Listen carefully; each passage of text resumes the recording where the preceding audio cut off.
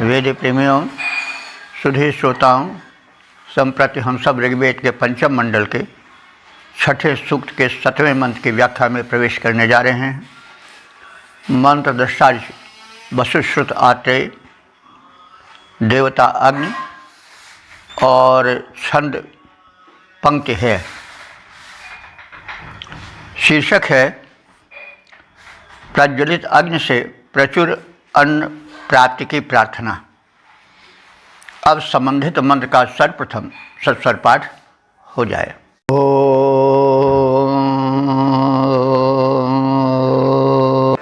तपत्ये अग्ने अर्चयो मह्यौ राधन्त वाजिनाः ये पत्तभिः शफानां व्रजा भुरन्त गोनामिषं स्तोत्रभ्य आभरा। इस 7वें मंत्र में यह कथित है कि अग्निदेव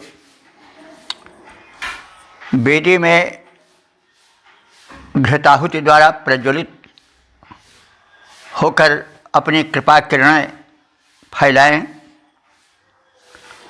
और हम सबको संपन्न बनाएं, धन धान्य से परिपूरित जीवन दें। तो आप सबको यह ध्यान रखना चाहिए कि वैदिक युग की जो पूजा पद्धति थी वो किसी मंदिर में जाकर मूर्ति के आगे हाथ जोड़कर कहने की नहीं थी। अग्नि का प्रज्वलन होता था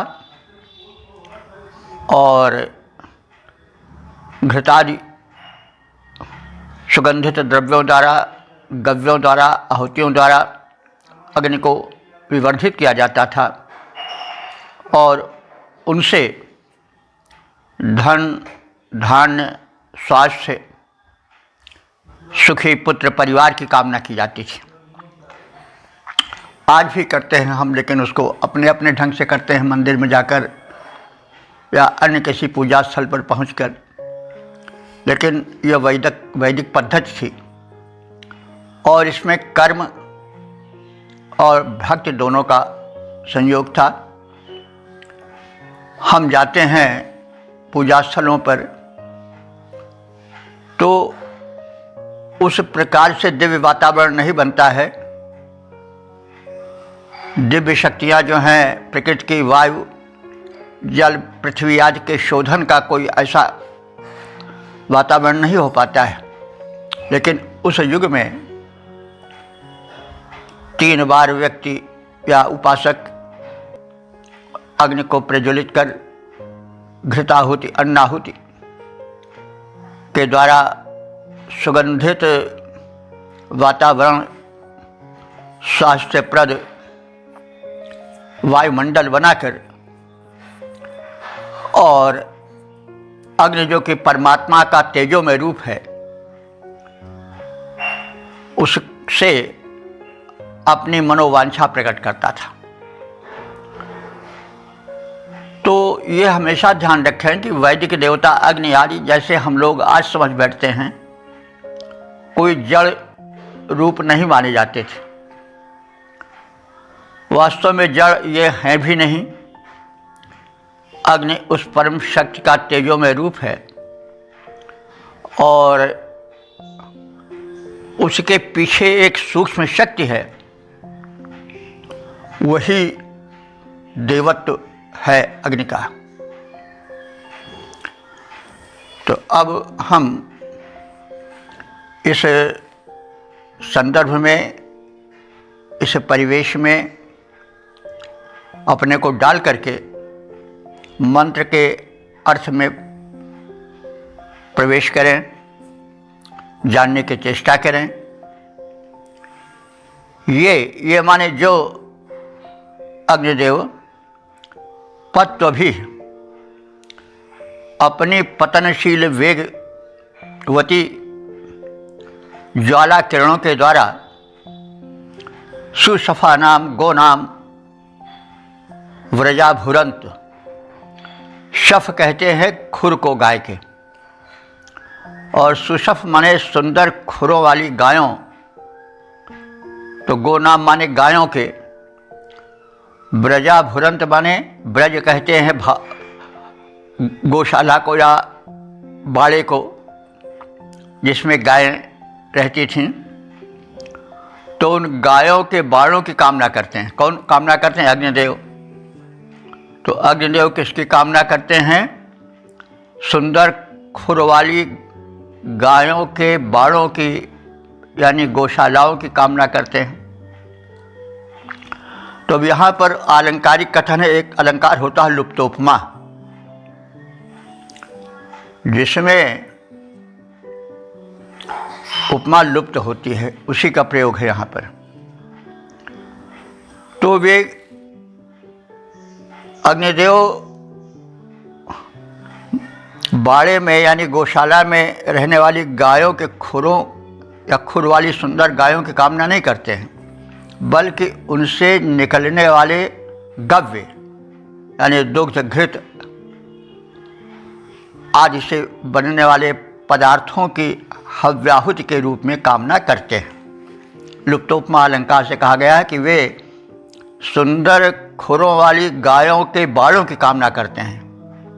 ब्रजा भुरंत, ब्रज माने आप जानते हैं गायों के बाड़ों को ब्रज कहा जाता था। और आज ब्रज मंडल एक है मथुरा में, तो ब्रज इसीलिए उसका नाम पड़ा है कि गोपालन अधिक होता था और वहाँ पर बड़े बड़े बाड़े बनाए जाते थे। बाड़ों में गायें खुली छोड़ दी जाती थीं, बाहर नहीं जा पाती थीं, उनके द्वार बाद में खोले जाते थे जब उन्हें चरने आदि के लिए छोड़ा जाता था। तो ब्रज माने होता है गायों के वे घेरे जिसमें गायों का समूह रहता था। तो अग्नि देवता उन सुंदर खुर वाली दुधार गायों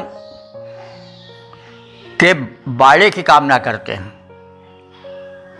इसका मतलब यह हुआ कि वे उन गायों से निकलने वाले गव्य यानी दुग्ध घृत आदि की कामना करते हैं। तब ते अर्चया, हे अग्निदेव, तुम्हारी वे अर्चया मने तेजस्वी किरणें, अर्च माने किरणें, तो अर्चया बहुवचन है। तो तुम्हारी वे तेजस्वी किरण यानी तुम्हारे प्रज्वलन से जो ज्वाला और उससे किरणें फूटती हैं वो बड़ी तेजस्वी होती हैं। वाजिना महि ब्राधंत, बाज के कई अर्थ होते हैं, हम इसको समय समय पर बताते रहते हैं। बाज माने घोड़ा भी होता है, बाज माने बलशाली भी होता है, बाज माने अन्न भी होता है। तो यहाँ पर बाज को हम प्रसंगानुकूल अन्न से जोड़ेंगे, क्योंकि बाज माने अन्न भी होता है और बाजिना माने अन्न की आहुतियाँ। तो वे अग्निदेव अपने प्रज्वलन काल में क्या चाहते हैं? घृताहुति और अन्न से बनी आहुतियों की कामना करते हैं और उससे युक्त होकर के वृद्धि प्राप्त करते हैं, यानी अधिक धधकन उत्पन्न होती है, अधिक बढ़ते हैं, ज्वालाएँ अधिक प्रचंड होती हैं।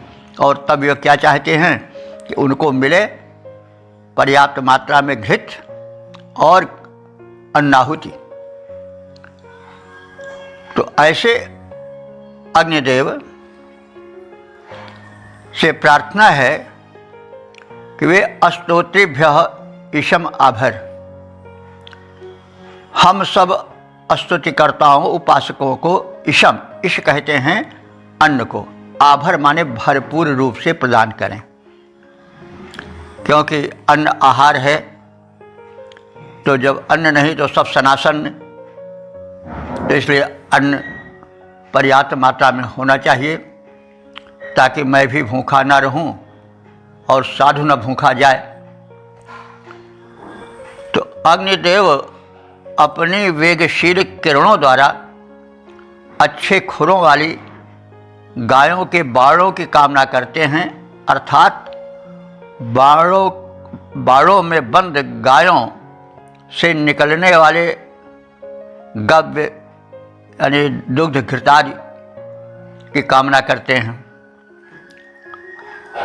और हे अग्निदेव, तुम्हारी किरणें जब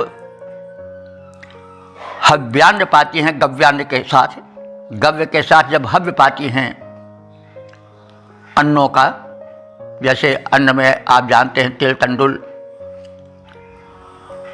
आदि पदार्थ मिले होते हैं, यव तिल तंडुल इन सबको घृत से समन्वित करके आहुति तैयार की जाती है।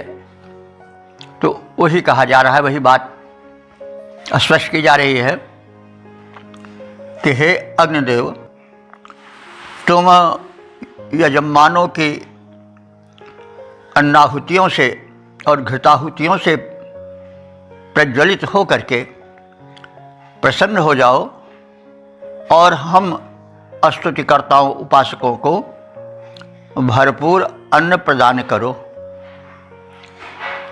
तो अग्निदेव अपनी वेगशील किरणों द्वारा अच्छे खुरों वाली गायों के बाड़ों की कामना करते हैं, अर्थात बाड़ों यानी ब्रज जिसको कहा गया है,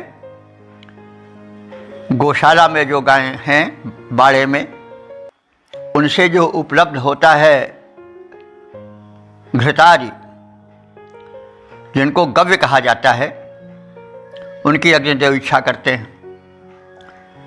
हे अग्निदेव, तुम्हारी प्रज्वलन काल की कल किरणों का विस्तार प्रज्वलन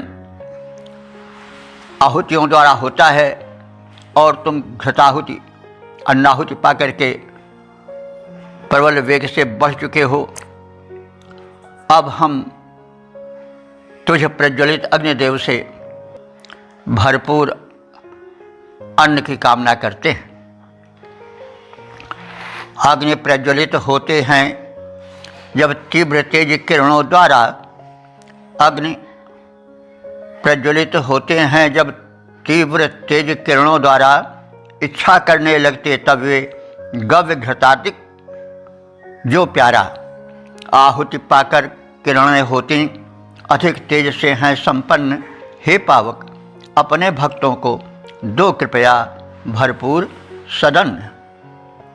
ओम वेद प्रेमियों, सुधी श्रोताओं, संप्रति हम सब ऋग्वेद के पंचम मंडल के छठें सूक्त के 8वें मंत्र की व्याख्या में प्रवेश करने जा रहे हैं।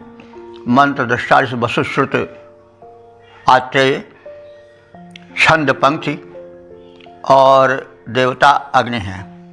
शीर्षक है सदन और धनादि प्राप्ति की अग्निदेव से प्रार्थना। अब संबंधित मंत्र का सर्वप्रथम सस्वर पाठ हो जाए।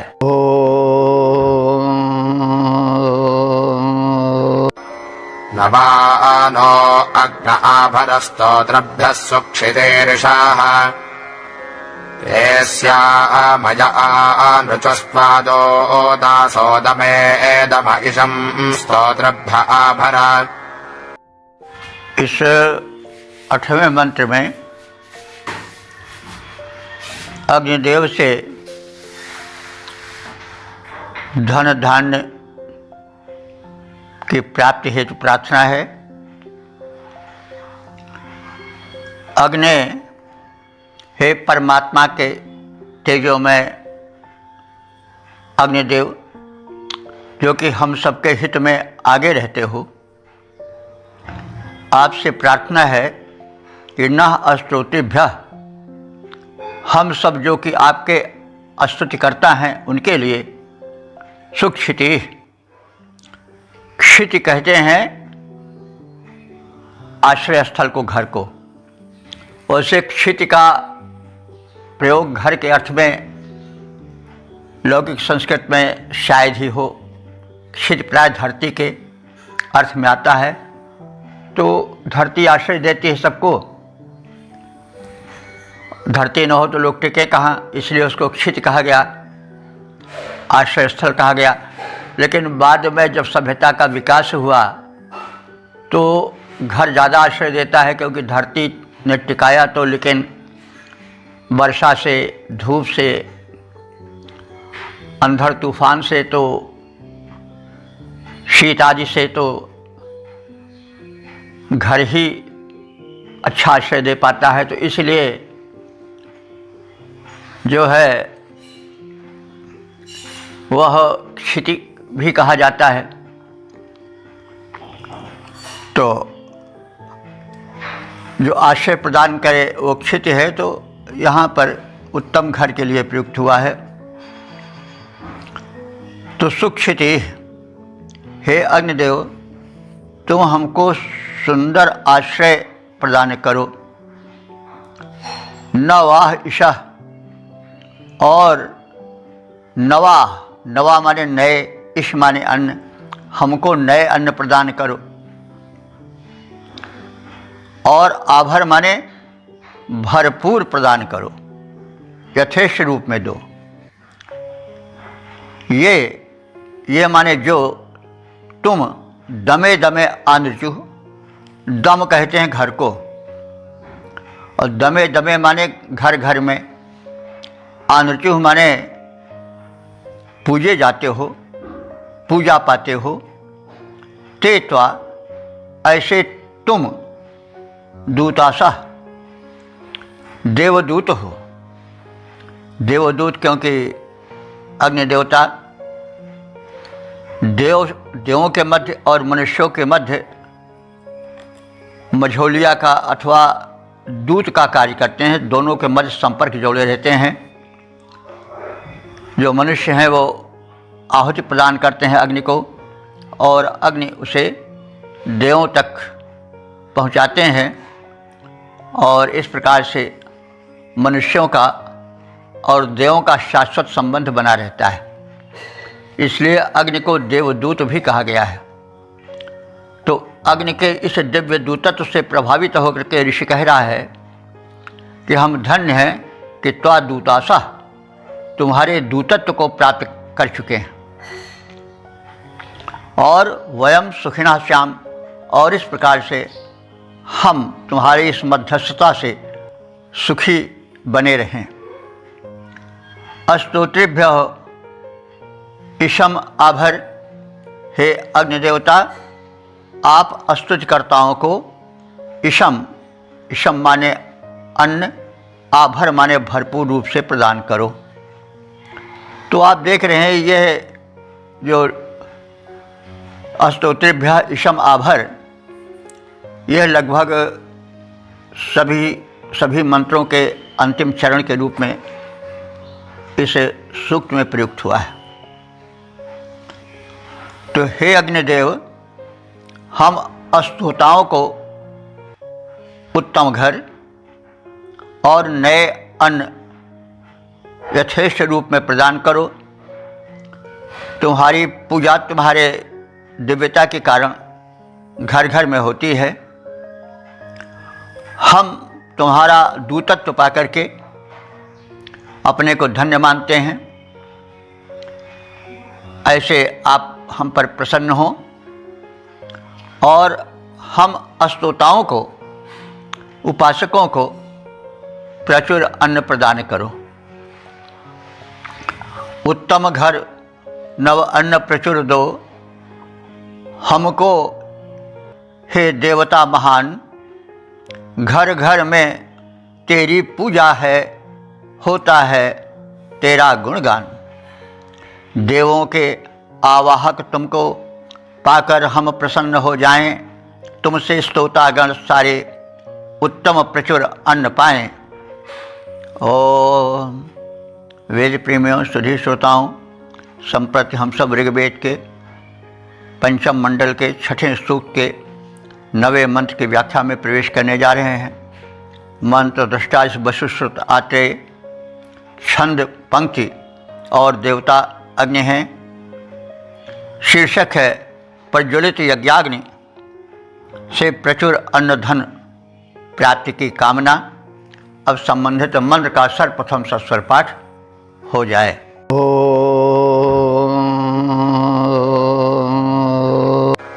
उभे स्वश्चंद्र सर्पिषो दर्भे श्रेणीश आसने उतो न उत्पपोर्या उक्थेषु शवसस्पत इशं स्तोत्रभ्य आभरा। इस नवे मंत्र में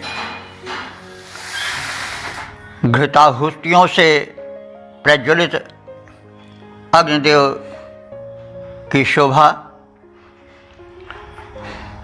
और आहुतियों को पचा जाने के उनके सामर्थ्य का कथन है और अंत में उनसे भरपूर अन्न धन प्राप्ति की प्रार्थना है। तो हे शवसह पते, शव कहते हैं बल को। देखिए आजकल तो प्रचलन में है शव माने जो शरीर मृत हो गया उसको शव कहते हैं। और अगर आज किसी को शवस्पति कह दिया जाए कि आप तो शव के मालिक हैं, तो हो सकता है कि बुरा मान जाए, क्योंकि अब शव का वो अर्थ जो कि ऋग्वेद में है वह प्रचलन में नहीं है। ऋग्वेद में शव शब्द जहाँ तक हम सब अभी तक देखते आए हैं, शक्ति के लिए या बल के लिए ही प्रयुक्त हुआ है। तो हे अग्निदेव, तुम शवसह पते यानी बल के अधिपति हो, स्वामी हो, और सुश्चंद्र, तुम सुशोभन और आह्लादक हो। देखिए चंद्र शब्द यहाँ पर है। चंद्र शब्द आज तो चंद्रमा के लिए ही प्रयुक्त होता है, लेकिन ऋग्वेद काल में चंद्र शब्द आह्लादक रूप में प्रयोग है, किसी का विशेषण बनकर आता है। तो यहाँ पर चंद्र जो है अग्नि का विशेषण है। चंद्र आह्लादक है, आनंद प्रदायक है, क्योंकि जब यज्ञ वेदी में अग्नि प्रज्वलन होता है तो उनका वो स्वरूप बड़ा सुशोभन लगता है। श्रद्धा भाव से भरा हुआ भक्त उसको देखकर मुग्ध हो जाता है। कह रहा है उपासक, हे अग्निदेव, तुम शवसह पते, बल के स्वामी हो, बल प्रदायक हो, और सुश्चंद्र, प्रज्वलित होने पर परम आह्लादक प्रतीत होते हो। आसन, आस कहते हैं मुख को। तो आस से मतलब इसका प्रयोग तो है संस्कृत में, लौकिक संस्कृत में, लेकिन अधिक नहीं है। वैसे आस से मुख को कहा जाता है, और वैदिक संस्कृत में आस्य का मुख के अर्थ में पर्याप्त प्रयोग देखे जाते हैं। तो आस्य माने होता है मुख में पड़े हुए, आसन माने मुख में। सर्पिशः उभे दर्वी, सर्पिश कहते हैं घी को। लौकिक संस्कृत में भी सर्पिश शब्द घृतार्थ में प्रयुक्त होता देखा जाता है, अधिक नहीं, लेकिन सर्पिश शब्द जो है घृत के लिए हम जहाँ तहाँ लौकिक संस्कृत में ही देखते हैं। तो सर्पिशा माने घृत की, उभे माने दोनों, दर्वी माने चम्मच कह सकते हैं आज। दर्वी कलछुल को कहा जाता है। संस्कृत में भी इसका प्रयोग होता है, वैदिक संस्कृत में भी प्रयोग है। तो घृत डालने के लिए जो दरवी होती थी, जिसको चम्मच कहा जा सकता है, घृत पात्र जिसके द्वारा प्रज्वलित अग्नि में घृताहुति होती थी, तो आप सब देखते हैं कि यज्ञों में एक पुरोधा जो है वो केवल घृताहुति देता है ताकि अग्नि का प्रज्वलन सुशोभन सुंदर रीत से होता रहे। तो आह्लादक अग्निदेव के मुख में उभय दरवी यानी दरवी द्वय अर्थात 2 चम्मच में भरे हुए घृत डाले जाते हैं और अग्निदेव शीर्णीशे माने विधिवत उसको पचा जाते हैं। तो प्रज्वलित अग्नि में घृत जब पड़ता है तो वह बिल्कुल पच जाता है, यानी वह अग्नि की शक्ति को और बढ़ाता है। अग्नि पूर्ण रूप से प्रज्वलित नहीं रहती, तो ज़्यादा घृत डाल दिया जाए तो अग्नि बुझ भी सकती है। और जब दरवी द्वय माने 2 चम्मचों से डाला जा रहा है तो घृत पर्याप्त है, लेकिन अग्निदेव प्रज्वलित हैं, इसलिए वे दरवी द्वय यानी 2 चम्मचों द्वारा जो घृत प्रक्षिप्त किया जाता है उसको वे पचा जाते हैं। तो अग्नि जो पचा ले जाए उतने घृत उसको चाहिए, तो जिसकी जठराग्नि मनुष्यों में भी प्रबल होती है वो उसको पचा जाता है ज़्यादा से ज़्यादा घी को, और जिसकी जठराग्नि प्रज्वलित नहीं रहती है वो घृत को नहीं पचा पाता है। तो यहाँ पर अग्नि प्रज्वलन की स्थिति में है, इसलिए दरवी द्वय माने 2 चम्मचों द्वारा प्रक्षिप्त घृत वे पचा जाते हैं और शीर्णीशे माने विधिवत पचा जाते हैं। उक्थेषु न उत पुपूर्या, हे अग्निदेव आपसे प्रार्थना है कि उक्थेश माने यज्ञों में, उक्त यज्ञ को कहते हैं, और उक्थेश बहुवचन है, यज्ञों में न हो माने हम सबको पुपूर्या माने अपने अनुदानों द्वारा सुतृप्त कर दो। स्तोत्रिभ्यः इशम आभर, और जो स्तुति करता है उनको भरपूर अन्न प्रदान करो। तो हे प्रजापालक, हे शक्ति संपन्न देदीप्यमान अग्निदेव, आहुति प्रदान करते समय घृत के दोनों पात्रों में जो पूरित घृत रहता है वो तुम्हारे ज्वाला रूपी मुख में डाला जाता है और तुम उसको विधिवत सरलता से पचा जाते हो, क्योंकि तुम्हारा प्रज्वलन पूर्ण रूप से रहता है। हविष्यान द्वारा तुम्हें सुतृप्त करने वाले हम स्तुतिकर्ता तुमसे यथेष्ट अन्न धन प्राप्ति की कामना करते हैं। प्रजापाल बल पूरित हो तुम, हे पावक दे दीप्यमान, प्रजापाल बल पूरित हो तुम, हे पावक दे दीप्यमान। 2 घृत पात्र पहुँचते ज्वाला रूपी तेरे मुख तक बलवान, बड़ी सरलता पूर्वक जाते पचा सकल प्रस्तुत हव्यान। स्तोता को करो तृप्त, हम सबको कर बहु अन्न प्रदान। ओ वेद प्रेमियों सुधी श्रोताओं, संप्रति हम सब ऋग्वेद के 5वें मंडल के 6ठे सूक्त के 10वें मंत्र की व्याख्या में प्रवेश करने जा रहे हैं। मंत्र दृष्टा से वशिष्ठ आत्रेय, छंद पंक्ति और देवता अग्नि हैं। शीर्षक है स्तुतियों से प्रसन्न अग्नि से पुत्र पौत्र अश्व धन आदि प्राप्ति की प्रार्थना। अब संबंधित मंत्र का सर्वप्रथम सस्वर पाठ हो जाए।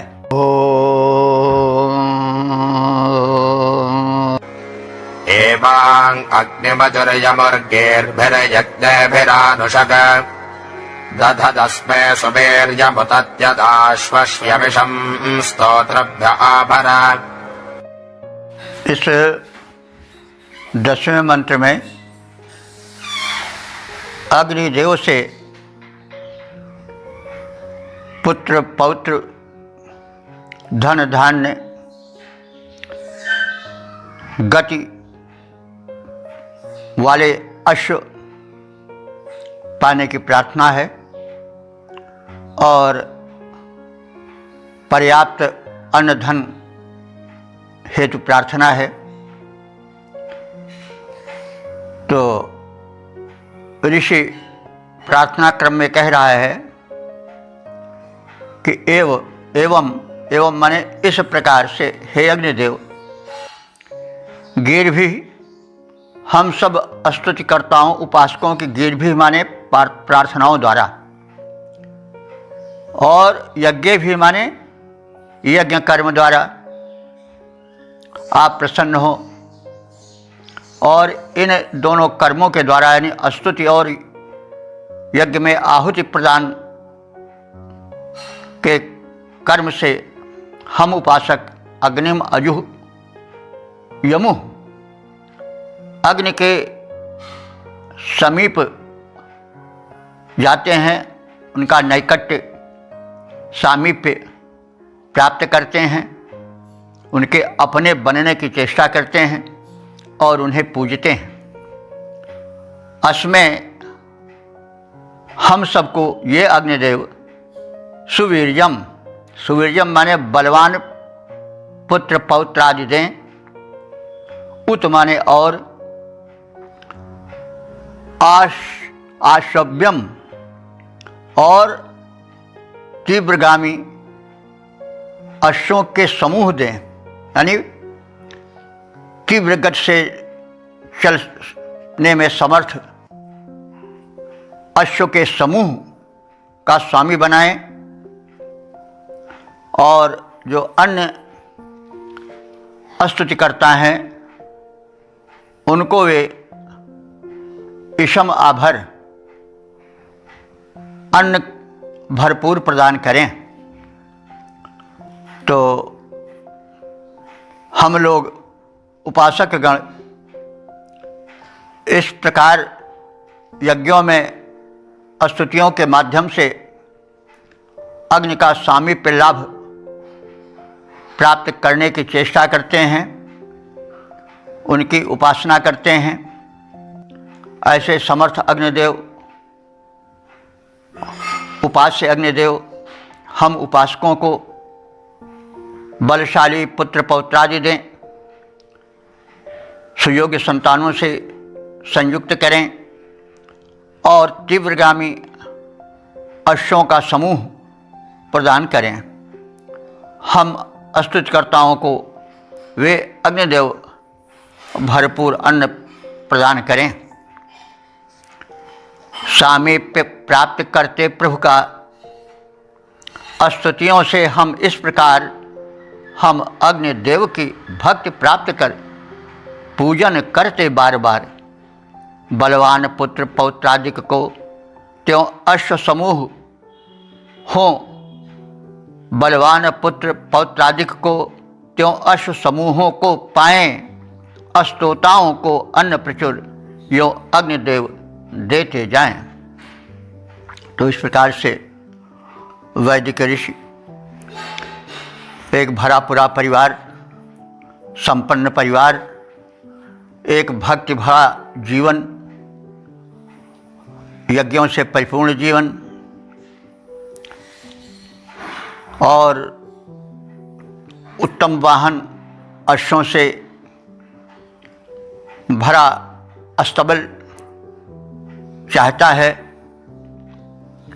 और संपन्न जीवन में पर्याप्त अन्न रहे, ताकि जो एक सिद्धांत है कि मैं भी भूखा न रहूं, साधु न भूखा जाए, मैं स्वयं तृप्त रहूं और जो हमारे घर मेहमान बनकर आवे वो भी सुतृप्त होकर जाए। तो इस प्रकार से यह है 10 मंत्रात्मक सूक्त समापन को प्राप्त हुआ। तो इस छठे सूक्त के जो मंत्र दृष्टारिष्य हैं वो वस्तुश्रुत आत्रेय हैं। छंद जिसका प्रयोग हुआ है उसका नाम पंक्ति है और देवता अग्नि है। अब तक जो मंत्र परमात्मा की कृपा से, वेद भगवान की अनुकंपा से हम सब कहने, सुनने, व्याख्यायित करने का सुअवसर पा सके हैं, उन मंत्रों की संख्या अब तक 3609 हो चुकी है। तो ये सारे मंत्र एक तरफ से कहे जा रहे हैं, कोई मंत्र छूटा नहीं है, सबकी व्याख्या की गई है और उसमें निहितार्थ, सूक्ष्म अर्थ का भी कथन किया गया है, उनकी विवृति की गई है।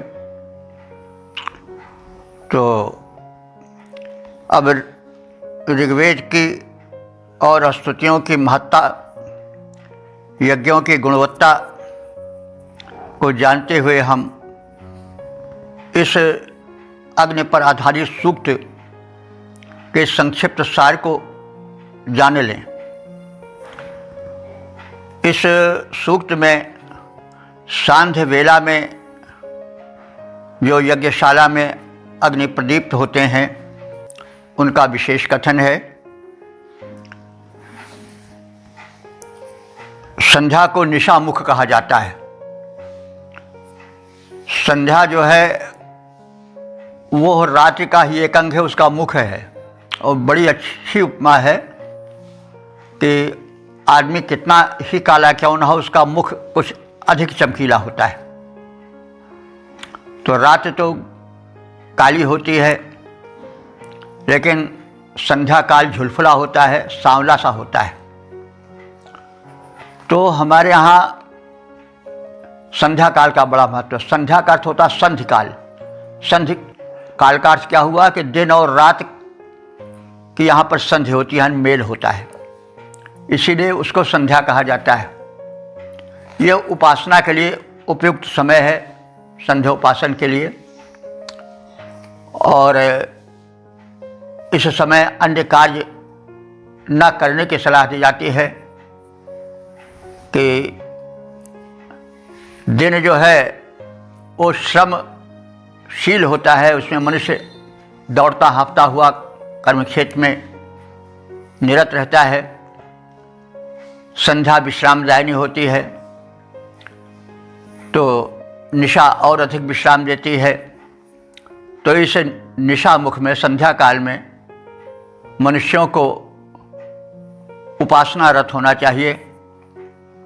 वैदिक देवताओं में अग्नि प्रधान देवता हैं, इसलिए उनकी उपासना का कथन है, उनके पूर्ण प्रज्वलन करने की बात कही गई है, उनके महात्म्य को बताया गया है और उनसे धन धान्य प्राप्ति की कामना की गई है। क्योंकि धन धान्य की प्राप्ति में अग्नि का बड़ा महत्व होता है। अग्नि के अनेक रूप हैं। विद्युत है, धरती पर तो गार्हपत्य अग्नि है जिससे कि यज्ञ होता है, घर में दीपक आदि जलते हैं, रसोई में उनका प्रयोग होता है। तो ये सब गार्हपत्य हैं, ये पृथ्वी से संबंधित हैं। अंतरिक्ष में अग्नि का ही एक रूप है विद्युत। विद्युत अगर ना हो तो मेघों में वृष्टि नहीं होगी। जब बिजली चमकती है, मेघ कड़कते हैं, तब वृष्टि प्रायः होती है। केवल गरजने वाले बादल नहीं बरसते, जब बिजली के कोड़े पड़ते हैं तो बादलों में संचित नीर प्रवाहित होने लगता है। तो इसके अतिरिक्त जो सूर्य देवता हैं वो भी अग्नि के ही प्रारूप हैं। सूर्य से ही यह सौरमंडल हमारी धरती अनुदानित होकर प्राणियों से फल फूलों की उपज से युक्त है। तो इसलिए आभारी होना चाहिए इस अग्नि शक्ति के प्रति हम सबको। अग्नि की उपासना जहाँ बंद हुई वहाँ अनर्थ का आगमन शुरू हो जाता है। जैसा हम निवेदन करते आए हैं कि संसार के सारे पूजा स्थल न रह जाए, धरती पर कोई परिवर्तन नहीं होगा। लेकिन अगर ऋग्वेद के देवता अग्नि न रह जाएं, वायु न रह जाएं, तो फिर जीवन कठिन हो जाएगा। तो इसलिए हम वैदिक देवताओं का सम्मान करें, पूजन करें। आज अग्नि देवता का हम पूजन नहीं कर पा रहे हैं, हमारा जीवन आहुति में नहीं हो रहा है, तो प्रदूषण अपने चरम पर पहुंचता जा रहा है।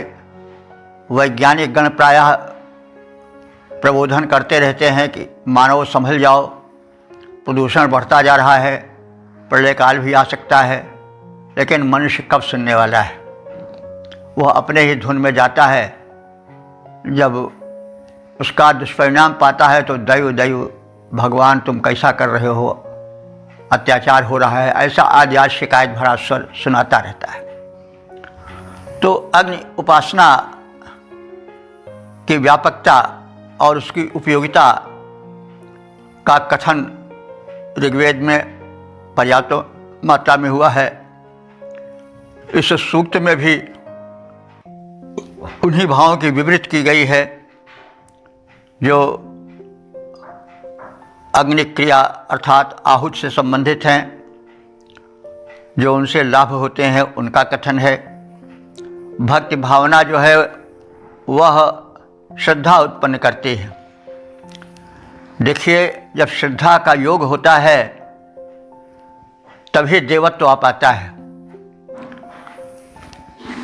जो पत्थर है तो वो तो पत्थर है, चाहे जो स्थल बने हों वो सब ईंट गारे आदि से ही बनते हैं, चाहे मस्जिद हो, गुरुद्वारा हो, गिरजाघर हो।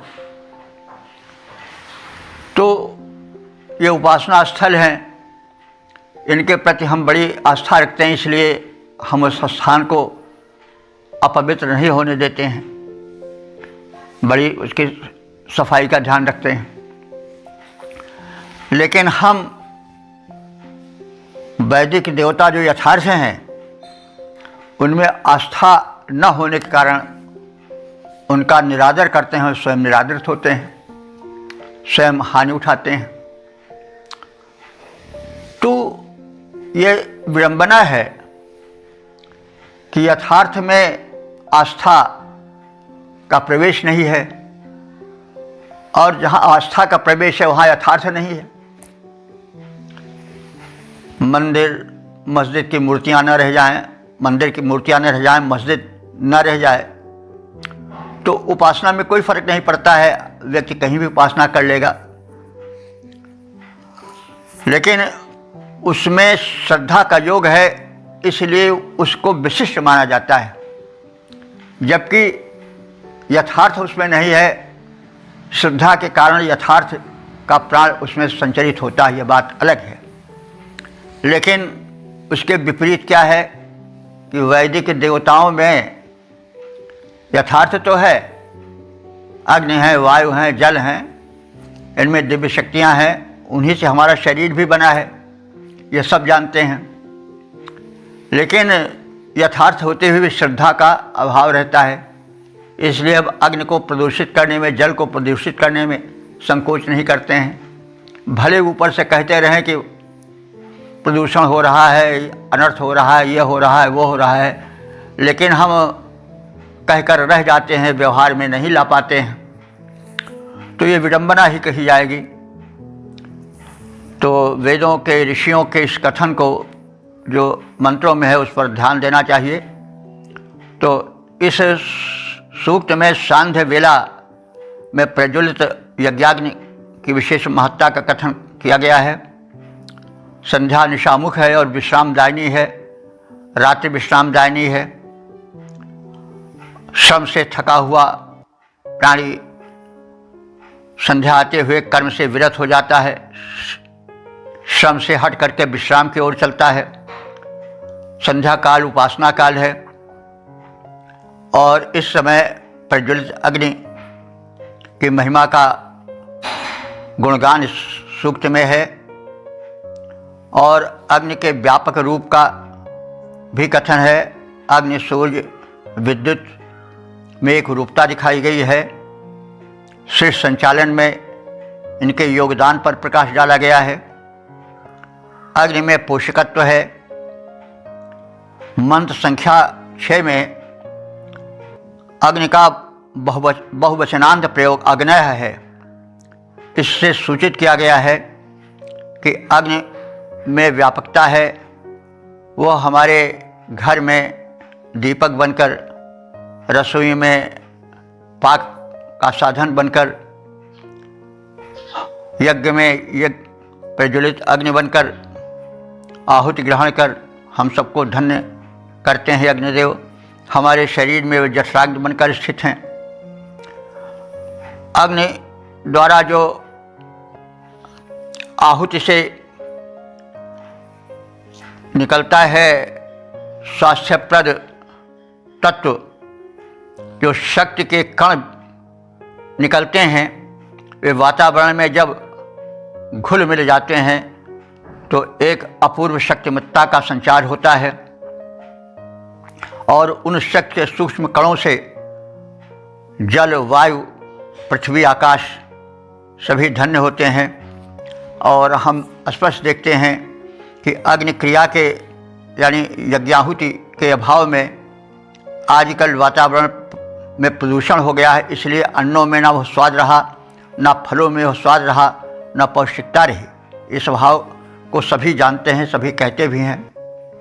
तो हमें वैदिक जीवन की ओर जाना होगा और अग्निदेव को प्रदूषण में न जला करके हमें यज्ञाग्नि में जलाना चाहिए ताकि पर्यावरण शोधन हो। और यह बड़े चिंता का विषय है कि ज्यों-ज्यों समय बीतता जाता है त्यों-त्यों जो हैं ये जो पेट्रोलियम से बने पदार्थ हैं उनके प्रज्वलन से यानों से निकलता हुआ धुआं कितना हानिकारक है। इसमें कीटाणु पनपते हैं और इस प्रदूषण में फैले हुए कीटाणु कितना संहार कर रहे हैं, कितना हाहाकार मचाए हुए हैं, जिनके आगे सारे एटम बम, सारे मिसाइलें फेल हैं।